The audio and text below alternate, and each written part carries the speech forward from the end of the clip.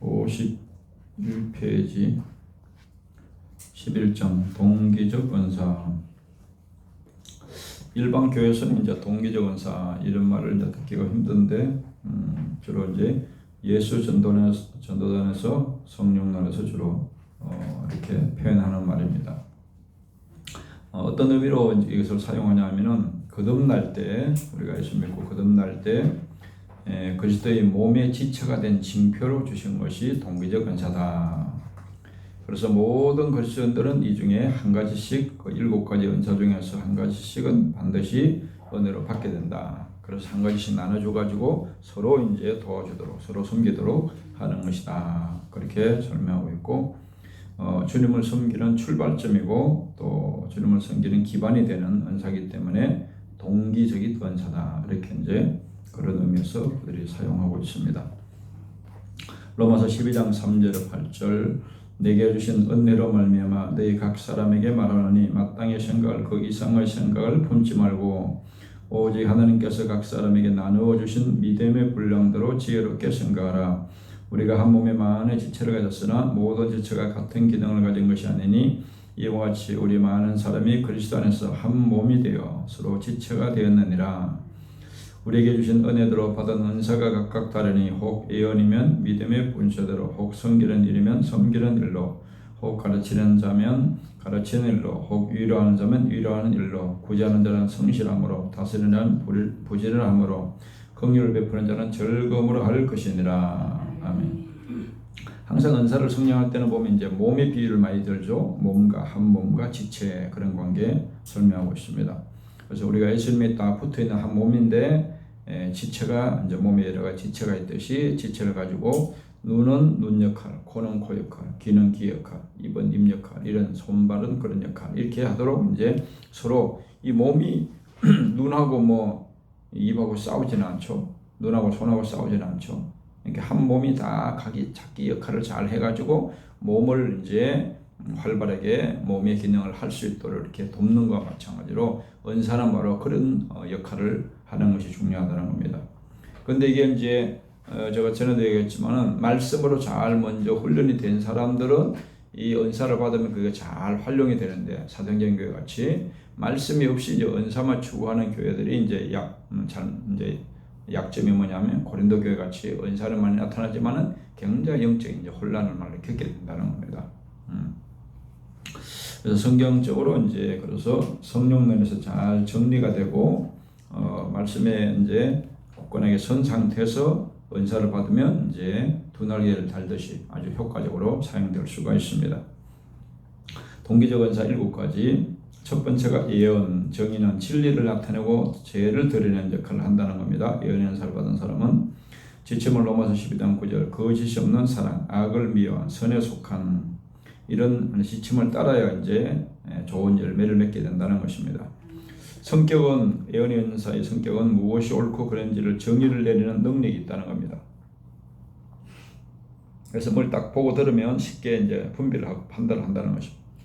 사람들에게 쉽게 감명을 받고 또 속임수나 거짓을 보는 능력이 있고 이를 용납지 않는 그런 성격이 있고 범죄한 사람을 엄격하게 징계하려고 하는 성격이 있고 옳은 일이나 진리 위에 고통을 감수하고 관계보다 진리에 충성하는 그런 면이 있다는 것입니다.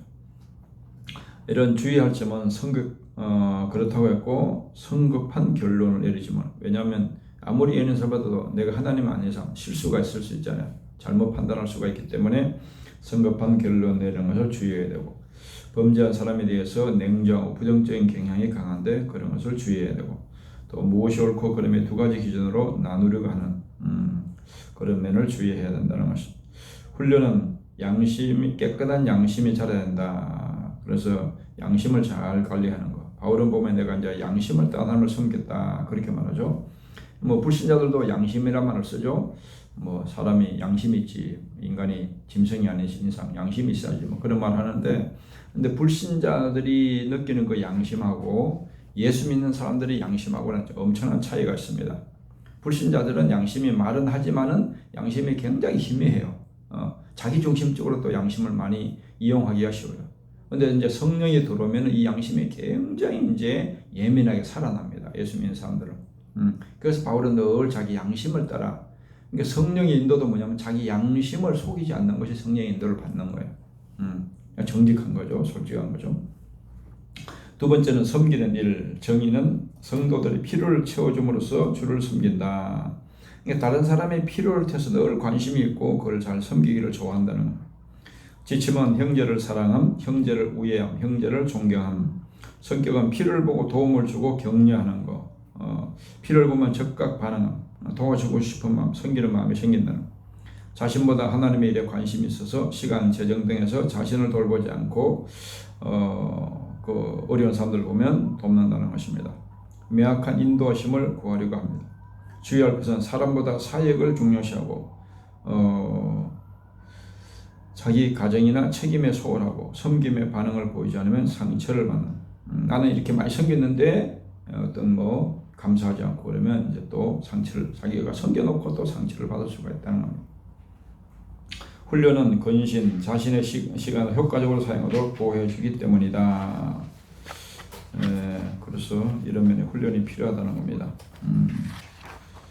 세 번째, 가르치는 은사를 받은 사람은 정의는 사실을 명확하게 규명하여 올바르게 결정하도록 해준다. 지침을 넘어서 12장 11절 부지런히 상고함, 말씀을 세밀하게 묵상하는, 열심을 품는 신앙, 주를 섬김.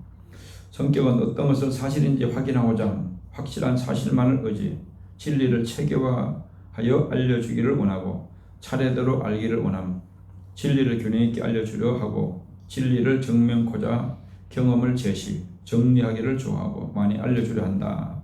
주로 이제 기질적으로 보면 가을 기질이 좀 저도 이런 기질이 많은데, 주의, 지적 교만의 위험이 있고 영적 통찰보다 지식에 더 집중하는 잘못을 범하기 쉽고, 또 성령의 가르침보다 인간의 이성이 앞서는 그런 위험에 빠질 수가 있고, 가르치는 일에 집중하다가 적용하는 일에 소홀할 수가 있고, 이성을 의지하기가 쉽다는 겁니다. 항상 성령을 의지하는 것이 중요한데 성령 인도를 잘 받는 것, 이것이 이제 우리 신앙의 모든 신자들의 모든 어떤 능력 있는 성령한 신앙의 비결은 거기에 있습니다. 그게 제일 이제 어떻게 보면 고차원적이고 어려운 것입니다. 왜냐하면 이게 성령 인도인지 내 생각인지 이게 헷갈리잖아요. 정확하지 않잖아요. 눈에 딱 손에 잡히고 보이는 것이 아니니까.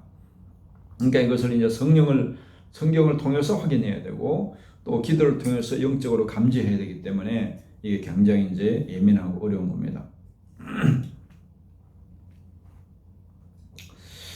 그래서 훈련은 말씀 묵상을 철저히 할수록 이제 말씀 중심으로 사역을 해야 된다는 것입니다. 그래서 그러니까 예수 전도단이 이제 그래서 강점이 뭐냐면 그 사람들은 성령 인도에 굉장히 민감합니다. 성령 인도 그러니까 예수 전도단도 이제 여러 가지 선거 중에서 굉장히 강점이 많은데 성령의 음성을 듣고 이렇게 인도를 잘 받는 거, 이게 최고의 강점이고, 그런데 이제 또 그에 못지않게 말씀 묵상을 철저히 훈련시킵니다.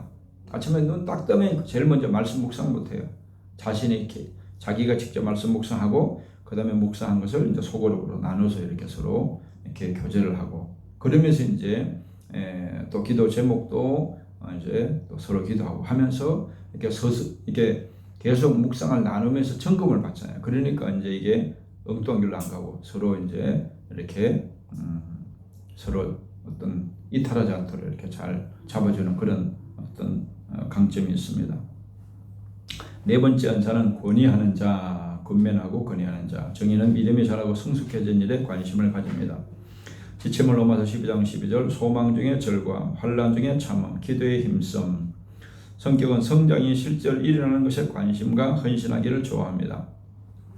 영적으로 자랄 수 있도록 삶에 구체적으로 단계적으로 도와줍니다. 진리를 논리적으로 설명해 행할 수 있도록 동기를 부여줍니다. 그러니까 선교단체가 이런 일은 참 잘해요 보면. 그러니까 CCG 같은 데도 보면은 굉장히 세밀하게 초신자에게 또 제일 먼저 갓난아기 같은데 어떤 교제로 양육을 하고 이렇게 단계별로 그런 것이 참 잘 돼 있어요, 선교단체가. 그러니까 선교단체의 어떤 그런 단계적인 훈련, 또 그런 삶의 훈련, 이런 것이 이제 강점입니다, 강점. 그래서 평생에 이제 이렇게 우리가 신앙생활 하면서 그런 선교단체에서 훈련 받아보는 것도 굉장히 영적으로 큰 도움이 될 수가 있어요. 굉장히 유익합니다.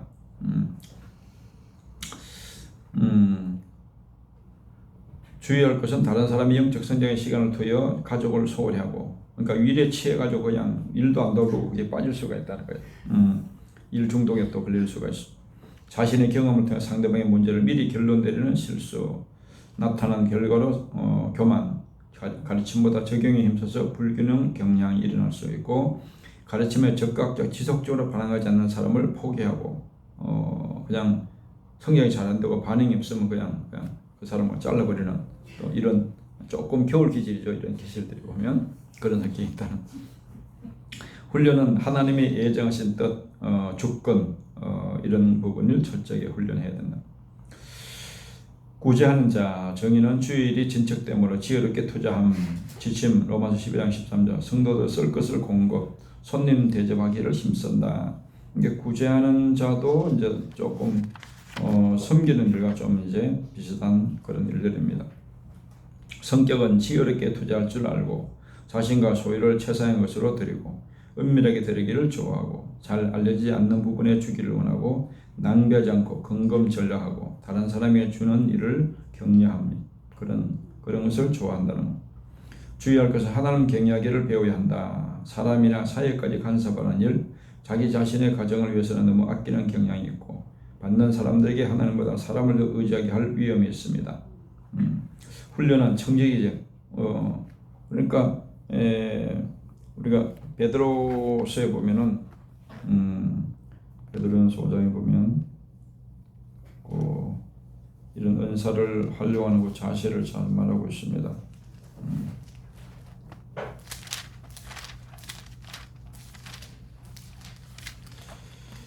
베드로전서 4장 10절 11절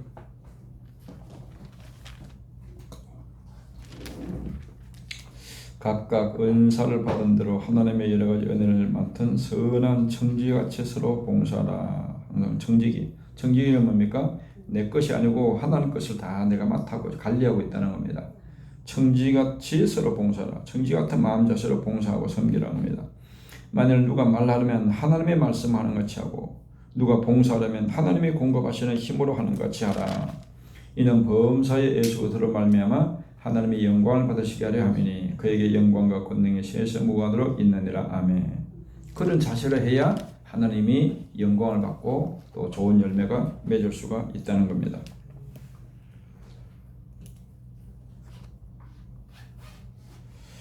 그래서 훈련은 청지기 즉 자신의 모든 소유가 하나님의 것이고 맡기신 것으로 알아 청지기로 살아가야 하기 때문이다. 그 다음에 다섯 번째, 다스리는 자. 정의는 목적을 이루기 위해서 그것을 언제 어떻게 이룰 수 있는지 계획을 세울 줄 알고 이를 성취하기 위해 인적 자원과 시간을 잘 안배한다. 지침은 로마서 12장 14절 너희를 핍박하는 자를 축복하고 저주하지 말라. 성격은 큰 계획이 있을 때 어떻게 이룰 수 있는지 압니다. 일을 쉽게 하고 일을 잘합니다. 위임할 것과 자신이 할 것이 뭔지 알고 계속 책임을 지는 면이 있고 맡겨진 일은 어려워도 끝까지 충성하고 최대의 효과가 신속히 달성하는, 이것도 이제 일을 잘하는 어떤 겨울 기질의 그런 부분이라고 볼 수가 있습니다. 주인은 목표를 이루기 위해서 충성하는 사람을 더 중요시하며 의존하여 자기 좋아하는 사람만 있음. 그러니까 자기를 잘 안 따르는 사람들은 아주 그냥 냉정하게 대하고 그런 면이 있습니다. 일 때문에 인격 훈련을 게을리할 수가 있습니다. 어떤 제안이나 비판에 기울이지 않습니다. 밀어붙이는 그런 리더십은 강합니다. 단점을 보고 무시하며 관계나 사회에 어려움을 가져올 수가 있습니다. 왜냐하면 독불 장군이 되기 쉬워요. 자기 주장대로 막 밀고 나가니까. 훈련은 고통, 이를 통해서 다른 사람의 필요에 민감해하는 법을 배울 수 있기 때문이다. 이게 연단을 많이 받습니다. 그러면 연단. 긍휼을 베푸는 자, 정의, 어려움에 처한 사람을 보면 동정을 베풀고 유려하며 짐을 나누어 진다. 이제 긍휼을 베푸는 거죠. 불쌍히 여기는 마음이 생기고 그런 돕고 싶은 그런 마음이 생긴다는 겁니다. 지침은 로마서 12장 15절 절구한 자들과 함께 절구하라. 우는 자들과 함께 울라. 성격은 친구에게 깊은 충성, 상처 입은 사람을 보면 감정적으로 민감히 여기는 마음, 무슨 일을 결정할 때 다른 사람에게 유익을 주려고 애씀, 어려움을 겪는 사람을 깊이 이해, 자신과 정반대된 사람에게 끌리고 예언의 은사를 가진 사람에게 끌린다. 주의, 상처 입은 사람 보고 같이 상처 입는 경향이 있다. 좀 이제 가을 기들도 그럴 수가 있습니다. 가까운 친구에게 깊은 충성 기대하다 소유하려 한다. 징계를 회피하렴. 원칙보다 정서에 의해 결정하는 경향. 잘 이해하고 들어주기 때문에 이성들의 호감. 훈련은 도덕적인 자유함, 순결, 이런 성품이 올바르지 않는 잘못된 행위로부터 보여주기 때문에 그런 거룩한 훈련이 필요하다.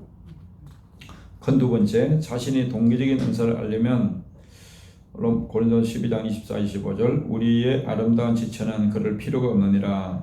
오직 하나님의 몸을 고르게 하여 부족한 지체에게 희중함을 더하사 몸 가운데 분쟁이 없고 오직 여러 지체가 서로 돌보게 하셨느니라. 아멘. 이게 이제 은사를 받은 지체로서 해야 할 일. 아까도 얘기했듯이 눈하고 입하고 싸우지 않죠. 코하고 귀하고 싸우지 않죠. 서로 잘 이렇게 몸 분쟁이 없이 서로 돌본다. 자기 역할을 잘 하면 눈이 잘 봐주면 눈만 사는 것이 아니고 몸 전체가 건강하게 이렇게 잘 건강하게 활동할 수 있도록 한다는. 코가 숨을 잘 쉬면 코가 나 그냥 안 쉬겠다 그러면 코만 죽는 것이 아니라 몸 전체가 죽는 거잖아요. 코가 숨을 잘 쉬시면 모든 몸 전체에 자기도 살고 모든 지체에게 몸의 전체에게 유익을 주게 된다는 겁니다.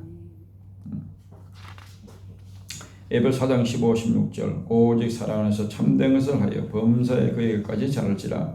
그는 머리니 있고 그리스도라. 그에게서 온몸이 각마디를 통하여 도움을 받음으로 연결되고 결합되어 각 지체의 분량대로 역사하여 그 몸을 자라게 하며 사랑 안에서 스스로 세워내니라. 아멘. 그러면서 서로 유익을 주면서 도움을 주면서 이제 서로 영적으로 성장해 간다는 것입니다. 동기적 은사와 사람의 몸, 이런 은사가 임할 때 몸에 어떤 느낌이 올 수가 있습니다. 그런 것들을 이야기한 것인데 몸의 기능 중 열을 느끼는 기능. 저는 이제 옛날에 처음에 성령 은사를 받을 때 머리에 항상 이렇게 불이 있는 느낌이 와요. 이렇게 성령이 지혜가 이렇게 임할 때 보면은, 그래서 보면 그게 한참 예민할 때는 어떤 설교 준비해도 그냥 착착착착 떠올라요. 생각이 구절 같은 거라 이런 것이 착착착 떠오릅니다. 그래서 어떤 손이 크게 느껴진다 이럴 때는 이제 신유은사 같은 게 임할 수가 있고, 이런 몸의 그런 어떤 부분에 이렇게 입에 임하면 이제 방언의 은사가 열리는 것이고, 이렇게 성령이 이제 우리 마음에도 영혼에도 임하지만 우리 육체에 임할 때 이제 은사를 주로 육체에 임하거든요. 육체. 눈에 임하면 영안이 열리기도 하고 이제 그렇게 됩니다. 그런 부분들을 이야기하고 있습니다. 촉각, 영적인 감각이 생긴다. 몸의 균형을 유지하는 기능, 몸을 뻗치는 것을 느끼는 기능, 차가움을 느끼는 기능, 압력을 느끼는 기능, 고통을 느끼는 기능. 그래서 모든 은사에 대해서 열린 마음을 가지는 것이 필요합니다. 그래서 성도들을 쓸 것을 공급하며 손대접하기를 힘쓰라. 또 세 번째, 순종하는 자에게 나타나는 여러 가지 성령의 은사. 우리는 이 일의 정인이요 하나님이 자기에게 순종하는 사람이 주신 성령도 그러하니라 하더라. 기본적으로 이제 성령을 의지하고 성령에 순종하는 것이 굉장히 중요합니다. 요점은 동기적 은사에 따라 이해하고 말하고 반응하며 행동하는 것이 각각 다르다. 이는 보는 관점이 다르기 때문에 누가 옳고 그른가가 아니라 서로 다르다는 것이 문제의 핵심입니다.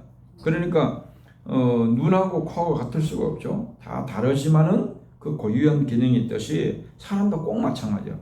생긴 거는 또 사람이 다 이렇게 사람이 외모도 보면 있는 거는 다 붙어 있잖아요. 정상적인 사람한테는 눈이 다 두 개 있고 코가 있고 귀가 있고 입이 있고 다 있는데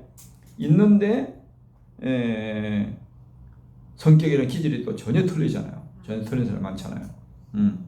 그러니까 이제 내가 예를 들어서 봄 기질이다 그러면 평생 봄 기질은 안경을 쓰고 모든 사물을 보고 모든 사람을 판단하고 그게 기준이 되었고 모든 것을 판단해요. 그러니까 부부간도 왜 성격이 안 맞느냐? 안 맞는 게 정성이에요. 왜냐? 기질이 틀리니까 봄 기질은 항상 봄의 관점으로 모든 것을 보는 거야. 그러니까 나하고 틀리면 왜 저 사람은 저럴까? 이해가 안 되는 거예요. 똑같은 사람인데도.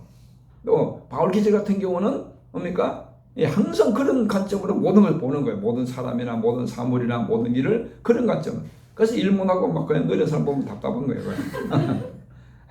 그러니까 뭐냐면은 이게 그 기질을 알면은 그 네 가지 기질을 이제 그 도표를 저 붙여놨잖아요, 복도에. 그러니까 그 기질을 알면은 이제 보면 똑같은 일이지만은 그것을 보는 관점이 전혀 틀린 거예요.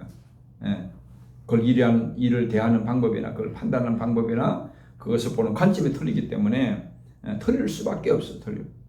근데 이제 하나님은 다행인 것이 뭐냐면 또 타락한 게는 다 장단점이 있잖아요. 봄 기질이나 뭐 여름 기질이나 가을 기질이나 겨울 다 장단점이 있는데 단점만 보면 썰 인간이 하나도 없어. 다 지옥 가야 돼.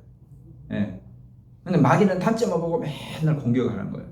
근데 하나님은 단점은 예수 십자가로 다 덮어주고 우리가 좋은 점을 보고 하나님이 그걸 사용하고 축복하기 때문에 우리가 소망이 있는 거예요. 예. 그래서 항상 사람을 볼 때 그 사람의 좋은 점을 봐주는 훈련이 굉장히 중요해요. 그러니까 그 사람의 약점을 계속 꼬집고 비판하는 것은 그 사람은 뭡니까? 그 마귀적인 눈을 가진 거예요. 예. 그러니까 예수님의 눈은 뭐냐면 예수님은 항상 예수님이 자신이 필요 그 사람의 약점을 다 덮잖아요. 이렇게 다 덮어주고 그걸 자신이 십자가 다 담당하고 그 사람의 좋은 점을 보고 복을 주고 사용하기 때문에 그래서 우리 인간에게 소망이 있는 겁니다. 예. 그게 복음이에요. 복음. 그래서 복음적인 눈으로 계속 훈련하는 것이 굉장히 중요합니다. 이 은사를 볼 때도 그런 관점이 이제 그런 자세가 필요합니다. 요점은 동기적 은사에 따라 이해하고 말하고 반응하며 행동하는 것이 각각 다르다. 이는 보는 관점이 다르기 때문이다. 누가 옳고 그런 거가 아니라 서로 다르다는 것이 문제의 핵심이다. 그래서 이제 그 기질을 좀 이해하면 네 가지 기질을 이해하면 상당히 사람을 이해하는 데 도움이 됩니다. 봄 기질은 뭘 좋아하고 어떤 약점이 있고 여름 기질은 뭐가 장점이고 뭐가 단점이고 그래서 이제 사람과 교제하려면 그 사람의 장점을 인정하면 금방 친해질 수가 있어요. 그래서 동기적 은사는 주로 거듭날 때 예수님이 몸에 지체된 징표로 주신 은사이고 그 다음에 또 이제 바울은 고린도서 보면 성령의 나타남과 능력으로 내가 모든 사역을 했다 그렇게 말하죠. 성령의 나타남은 성령 세례를 받은 징표로 주시는 겁니다. 그래서 동기적 은사는 생명, 영혼을 구원하는 생명의 강조가 있다면은 성령의 나타남은 사역에 나타난 능력이 나타난 관점이 있다는 거.